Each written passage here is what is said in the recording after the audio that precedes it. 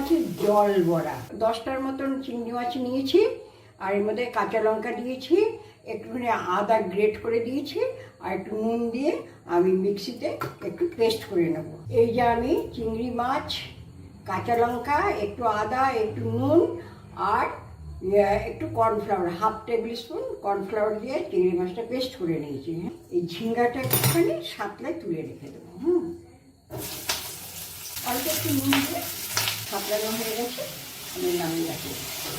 1/2 চামচ লঙ্কার গুঁড়ো, 1/2 চামচ হলুদের গুঁড়ো, 1/2 চামচ জিরে ধনের গুঁড়ো, আর একটুখানি আদা বাটা, কালো জিরে দেবো, তেজপাতা দেবো, আলুটা দিয়ে দেবো।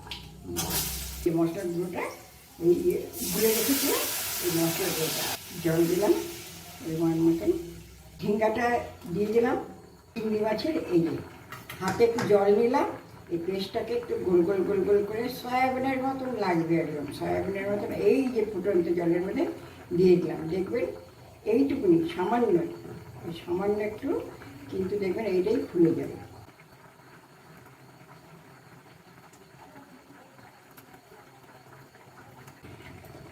দেখুন, দেখতে পাচ্ছেন কেমন সুন্দর ফুলে উঠেছে, যেন সয়াবিনের বড়া।